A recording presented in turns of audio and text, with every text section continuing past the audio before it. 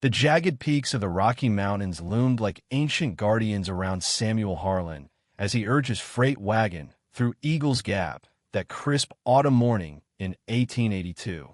At 47, scarred by the horrors of Gettysburg and the battle that followed, he was hauling mining tools to Fort Collins in Colorado Territorial land, where tensions boiled between settlers and the Ute tribes, with a $400 bounty on every native scalp, man or woman. That's when he spotted her, slumped against a fallen pine, blood staining her deerskin dress that hugged a figure honed by survival. Her dark hair cascaded over sun-kissed shoulders, her breath ragged and faint. Stunning, leathery Ute woman. Every fiber in him yelled to ride on. In these parts, aiding a native men in noose or shallow grave. The papers branded them raiders, the army labeled them threats. But her vulnerability echoed his lost daughter, Lily, gone these 4 years to scarlet fever. Samuel's grip tightened on his shotgun. One path led to damnation among his own kind. The other haunted his conscience. What does a shattered soul do when compassion could cost everything? She was called Ayanna, meaning eternal blossom in her tongue, 23 years old, schooled by her father, Chief Ronan, to aim truer than any scout, move silent as a shadow, and strike without mercy when backed into a corner. But sprawled there with a miner's bullet in her side, she seemed as delicate as mountain wildflowers. Samuel dismounted warily, boots crunching on frost-kissed gravel. The wise move? Strip her weapons, claim the reward, drown the guilt in rye whiskey. Instead, he knelt, probing her pulse strong but feverish. Her eyes flew open, deep as midnight lakes, fierce as eagle talons. In a blur, her hand seized the dagger, pressing it to his neck. Pale-faced devil, she rasped in halting English, her hold wavering from blood loss, pride unyielding. "I'm no threat," Samuel murmured, palms up, fumbling for laudanum from his kit. She scrutinized him, hunting for deceit, the brutality she'd endured from intruders like him. What she saw was raw sorrow etched in his weathered face. The blade dipped. "Why?" she demanded, accent thick but sharp. "Because you remind me of my girl. Because I've got nothing worth living for. Because maybe one act of decency tips the scales for all my failures. Because it's right." Time stretched like a taut bowstring army scouts could crest the ridge any second. Staying meant treason. At last, Ayanna relented. Samuel dosed her with a painkiller, bandaged the wound with rags from his shirt. Her dress tore at the side, exposing bronze skin, bruised violet. She was a force of nature wild, unbreakable. "You need a healer," he said, knotting the cloth. "No," she countered, steel in her voice. "Take me to my father." Ronan, every settler knew that name. The elusive Ute leader evading capture for 3 years, a phantom in the peaks. "That's 50 miles through patrols hungry for your hide. Then move fast." She pushed upright, grimacing. "Help, or I scream you assaulted a Ute woman. See how that flies in Denver." The bluff cut deep. In a territory scarred by raids and burned ranches, the whisper alone would swing him from a gallows. But gazing into her defiant eyes, Samuel felt a spark ignite purpose beyond his empty flask. A storm brewed on the horizon. "We'll go at dusk, hide by day. Follow my lead." "I'm no fragile settler wife," she shot back. "No, you're a Ute fighter with a hole in your gut, riding with the foe in killer country. So heed the foe keeping you breathing." A glint of reluctant admiration crossed her face as thunder growled, rain pattering down. Samuel eased Ayanna into the wagon amid crates of picks and dynamite. As they rolled into Ute lands, she eyed him. "Your name?" "Pale face." "Samuel Harlan, late of the Union Army, father to a girl who'd be 12 now. Widower, fool." "Ayanna," she echoed, her name rolling like a river. "Daughter of Ronan, Shoshone blood in my veins wait. No, Ute warrior. I don't trust you." "Smart. Trust kills out here." Rain masked their trail, but peril stalked like a wolf. The first scout party picked up their scent at first light. Samuel and Ayanna had pushed 14 hours, her fever spiking as she faded in and out. Awake, she studied him like prey. 10 riders, he hissed, spotting dust plumes. They hunt. Not yet storm erased us. He veered into crimson boulders, ditching the wagon in a ravine. They mounted his horse, her form warm against his back, slipping twice from weakness. His hands steadied her hips, lingering in unintended intimacy. "Tell of your daughter," she murmured lucidly. The probe stung.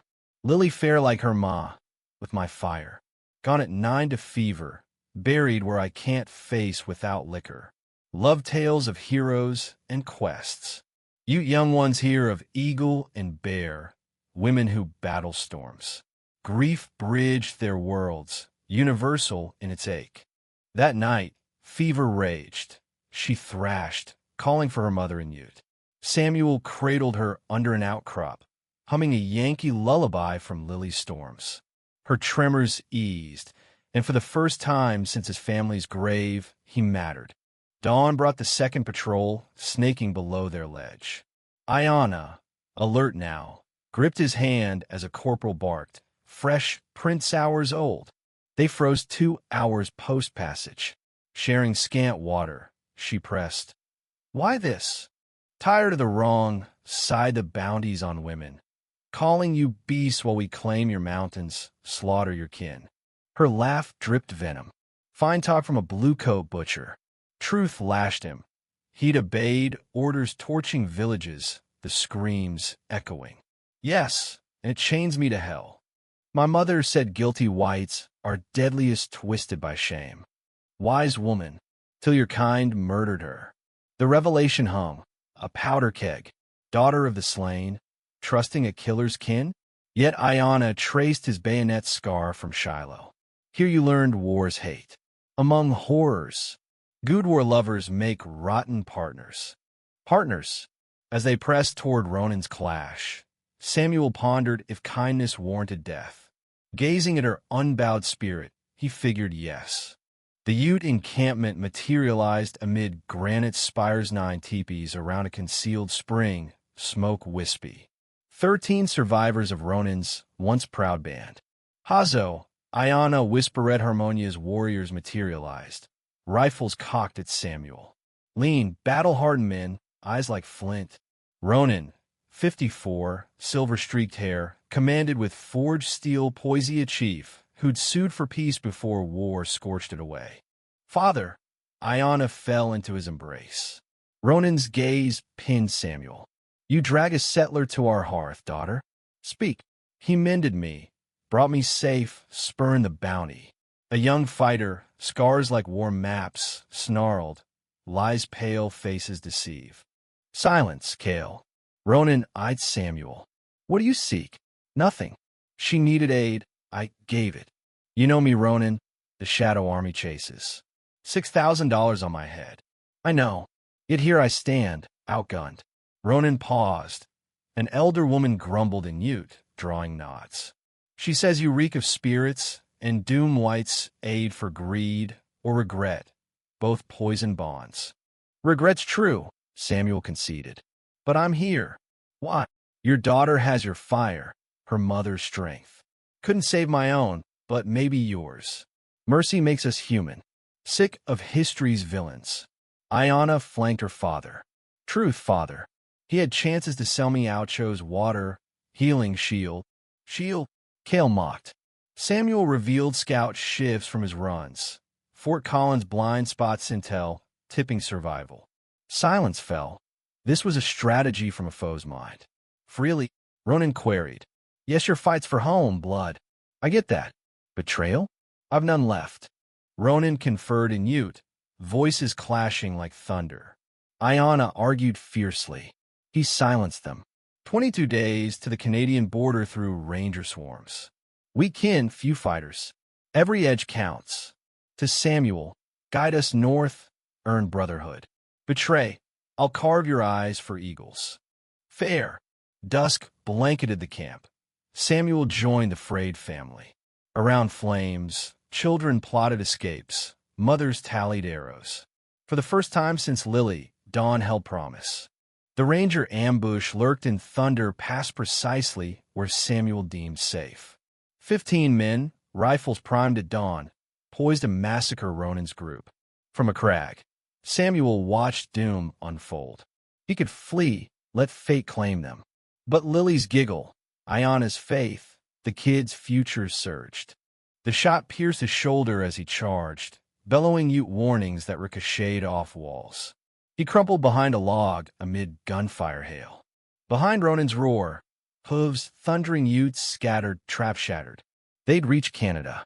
But Samuel bled out in Colorado dirt, alone, save memories. Peace, Ayana whispered, finding him, hands tender. You saved us. And Lily, he gasped. Yes, she beams on you. They interred him at twilight per Ute rites, bow beside him, spirits soaring. Ronan chanted for heroes. Ayana laid alpine blooms on the mound of the settler, who picked grace over grudge. 30 years on, at the Wind River Reservation, an aged Ute elder spun the yarn to grandkids of the hauler, who grasped mercy bridges divides. Valor wears many skins, and true fighters lift others over self. In the end, Samuel Harlan redeemed his ghosts and lives spared. Lily's joy resounding in Ute voices thriving free thanks to one flawed man's pivot from hate to heart. What do you think? Would you risk everything for a stranger from the other side? Share your stance in the comments below, and let's debate. Is mercy weakness or the ultimate strength? Your views could spark the next big discussion.